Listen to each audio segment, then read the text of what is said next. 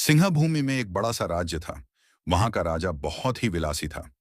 उसे मेहनत करने वालों से कोई मतलब नहीं था।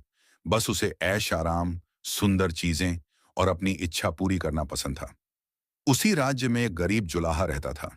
वह बहुत मेहनती था और अपनी मेहनत से पेट पालता था। गांव के लोग उसे बहुत मानते थे, क्योंकि वह सीधा सादा और ईमानदार आदमी था। उसकी पत्नी बहुत सुंदर थी और साथ ही बहुत समझदार भी थी। एक दिन राजा अपने घोड़े पर बैठकर राज्य में घूमने निकला। चलते चलते उसकी नजर उस जुलाहे की पत्नी पर पड़ गई। वह उस समय नदी से पानी भरकर लौट रही थी। उसके चेहरे की सुंदरता देखकर राजा का मन बिगड़ गया। राजा के अंदर लालच और वासना जाग उठी। राजा ने उसी समय अपने सिपाहियों से कहा, पता करो यह औरत कौन है और कहाँ रहती है। सिपाहियों ने पता लगाया और राजा को बताया कि वह एक गरीब जुलाहे की पत्नी है। राजा को यह सुनकर और भी गुस्सा आया, क्योंकि उसे लगा कि इतनी सुंदर औरत गरीब के घर में क्यों है। राजा ने सोचा कि वह उसे महल में बुलाकर अपने पास रख लेगा। लेकिन राजा को यह भी पता चला कि जुलाहा गांव में बहुत इज्जतदार है। गांव के लोग उसे बहुत प्यार करते हैं। राजा डर गया कि अगर वह जबरदस्ती जुलाहे की पत्नी को उठवा लेगा तो गांव में बगावत हो सकती है। इसलिए राजा ने सीधा रास्ता नहीं अपनाया, बल्कि चालाकी करने का फैसला किया। राजा ने जुलाहे को महल बुलवाया। जुलाहा डरते डरते राजा के सामने पहुंचा। उसने सिर झुका लिया और बोला, महाराज, आपकी सेवा में हाजिर हूं। राजा ने मुस्कुराते हुए कहा, मैंने सुना है कि तुम बहुत बहादुर हो। जुलाहा घबरा गया, क्योंकि उसे पता था कि राजा का दिल साफ नहीं है। राजा ने आगे कहा, मैं एक विशेष पूजा कराने वाला हूं। उस पूजा में मुझे 30 सियारों के सिर चाहिए। तुम 3 दिन के अंदर 30 सियारों के सिर काटकर मेरे पास लाओ। जुलाहा सुनकर कांप गया।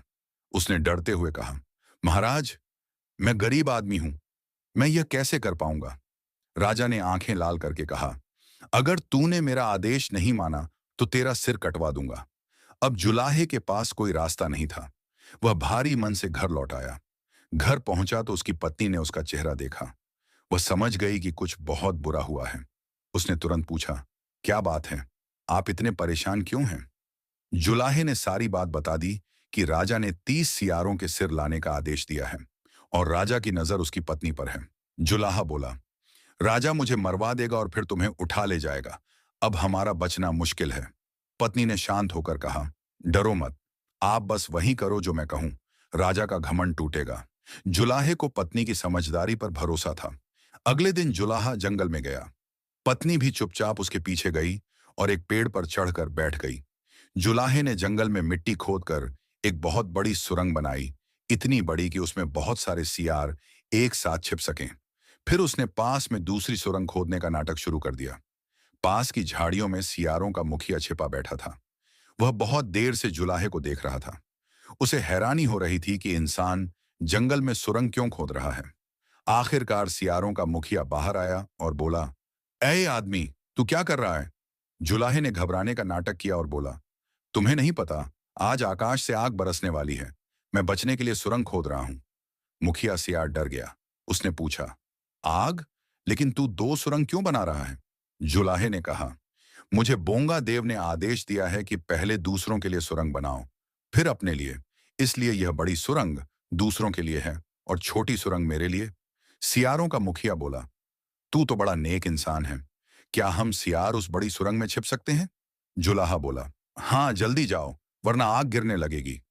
इतना सुनते ही सियारों का मुखिया हुआ हुआ चिल्लाकर अपने पूरे झुंड को बुलाने लगा। थोड़ी ही देर में बहुत सारे सियार आ गए और एक एक करके बड़ी सुरंग में घुसने लगे। उसी समय पेड़ पर बैठी जुलाहे की पत्नी ने मिट्टी के बर्तन में रखे अंगारे ऊपर से गिराने शुरू कर दिए। अंगारे नीचे गिरते ही ऐसा लगा जैसे सच में आग बरस रही हो। जुलाहा जोर से चिल्लाया, आग आ गई, आग बरस रही है। ये देखकर सियार और घबरा गए और तेजी से सुरंग में घुस गए। जब सारे सियार अंदर चले गए तो जुलाहा तुरंत बाहर आया और सुरंग के मुंह पर एक बड़ा पत्थर रखकर उसे बंद कर दिया। अब अंदर सारे सियार फंस गए। थोड़ी देर बाद जुलाहे ने पत्थर थोड़ा हटाया और बोला, अब आग बंद हो गई है, तुम लोग एक एक करके बाहर आ जाओ। सियारों ने राहत की सांस ली। वे एक एक करके बाहर आने लगे। लेकिन जैसे ही कोई सियार बाहर आता, जुलाहा तुरंत उसका सिर काट देता। सियारों को समझने का मौका भी नहीं मिला। इस तरह जुलाहे ने पूरे 30 सियारों के सिर काट लिए। फिर पत्नी पेड़ से उतर आई। उसने टोकरी में सारे सिर रखवाए। दोनों घर लौट आए। जुलाहा सिर लेकर राजा के महल पहुंचा। राजा ने सिर गिने, पूरे 30 के 30 थे। राजा का चेहरा उतर गया। वह गुस्से से आग बबूला हो गया। उसे लगा था कि जुलाहा जरूर मर जाएगा, लेकिन अब जुलाहा बच गया था। राजा ने मन ही मन सोचा, यह आदमी बहुत चालाक है, इसे अब किसी और तरीके से खत्म करना होगा। राजा ने जुलाहे को फिर बुलाया और बोला, तू सच में बहादुर है। अब मुझे एक और चीज चाहिए। मुझे 1 लोटा शेरनी का दूध चाहिए। 3 दिन में लेकर आ। जुलाहा डर गया। उसने कहा, महाराज, शेरनी का दूध? राजा ने फिर धमकाया, अगर दूध नहीं लाया तो तुझे मरवा दूंगा और तेरे घर को राजसात कर लूंगा। जुलाहा फिर उदास होकर घर लौटा। पत्नी ने फिर पूछा, अब क्या हुआ? जुलाहे ने सारी बात बता दी। वह बोला, अब तो बचना नामुमकिन है। शेरनी मुझे जिंदा नहीं छोड़ेगी। पत्नी ने कहा, आप चिंता मत करो, भगवान और बोंगा देव हमारे साथ हैं। आप बस मेरी बात मानो। पत्नी ने दूध से मीठे मीठे पुएं बनाए। उसने उन्हें एक पोटली में बांधा और जुलाहे को दे दिया। उसने कहा, जंगल में जाना, शेरनी के बच्चों को यह पुए खिलाना, फिर सब अपने आप ठीक हो जाएगा। जुलाहा डरते डरते जंगल गया। वहां उसने देखा कि एक शेरनी अपने छोटे छोटे शावकों के साथ थी। शेरनी अपने बच्चों को छोड़कर शिकार करने चली गई। जुलाहा धीरे धीरे शावकों के पास पहुंचा। शावकों ने उसे देखा और बोले, तू कौन है? जुलाहे ने तुरंत कहा, मैं तुम्हारा मामा हूं। शावक खुश होकर बोले, मामा, तुम तो 2 पैरों वाले हो, हमारे लिए क्या लाए हो? जुलाहे ने पुए निकाले और बोला, लो ये मीठे पुए खाओ। शावकों ने पुए खाए। उन्हें इतना स्वाद आया कि वे खुशी से उछलने लगे। उन्होंने पेट भरकर पुए खा लिए। अब वे खेलने लगे। कुछ देर बाद शेरनी शिकार करके वापस आई। जुलाहा तुरंत पेड़ के पीछे छिप गया। शेरनी ने बच्चों से कहा, आओ दूध पी लो। शावक बोले, नहीं मां, हमारा पेट भर गया है, हमने पुए खाए हैं। शेरनी चौंक गई। पुए? ये किसने दिए? शावकों ने खुशी से बताया, हमारे मामा ने, वही उधर पेड़ के पीछे हैं। अब जुलाहा डरते हुए बाहर आया।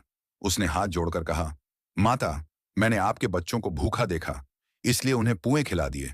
बच्चों ने पूछा कि मैं कौन हूं, तो मैंने कहा कि मैं उनका मामा हूं, ताकि वे डरे नहीं। शेरनी को जुलाहे की बात सुनकर अच्छा लगा। उसने कहा, तूने मेरे बच्चों की भूख मिटाई, तू बहुत नेक है। बोल, मैं तेरे लिए क्या करूं? जुलाहे ने कहा, मुझे आपकी मदद चाहिए। राजा ने मुझे धमकी दी है कि शेरनी का दूध लाओ वरना मर जाओ। मैं अपनी जान बचाने के लिए आपका दूध मांगने आया हूं। शेरनी ने बिना गुस्सा किए कहा, अगर बात बस इतनी है तो ले जा। शेरनी ने एक लोटा दूध निकालकर उसे दे दिया। जुलाहा खुशी खुशी दूध लेकर राजा के पास पहुंचा।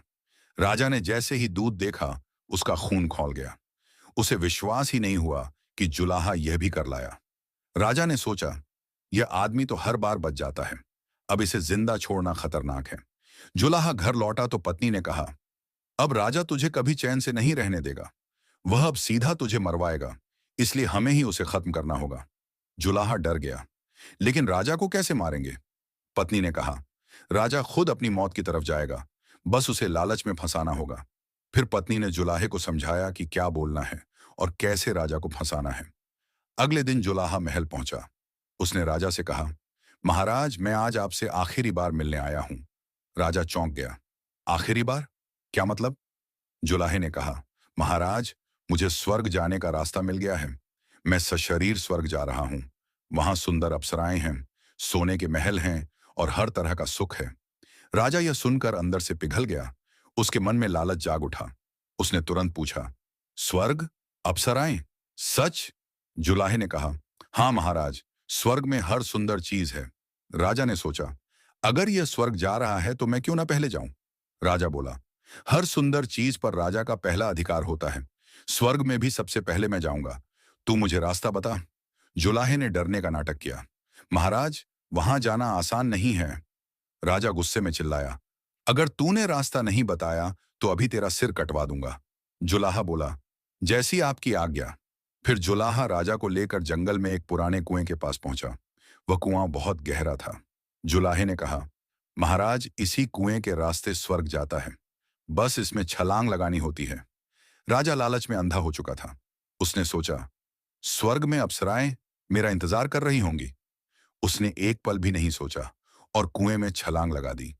कुआं इतना गहरा था कि राजा नीचे गिरते ही खत्म हो गया। जैसे ही राजा कुएं में कूदा, जुलाहे की पत्नी भी वहां आ गई। पति पत्नी दोनों ने मिलकर कुएं के मुंह को एक भारी पत्थर से ढक दिया। अब राजा बाहर नहीं निकल सकता था। इसके बाद दोनों घर लौट आए। राजा का अत्याचार खत्म हो गया। गांव वालों को भी चैन मिला। जुलाहा और उसकी पत्नी शांति से, खुशी से, इज्जत के साथ अपना जीवन जीने लगे। और इस तरह एक गरीब की बुद्धि और एक समझदार स्त्री की चालाकी ने एक घमंडी राजा को उसके लालच का ही शिकार बना दिया।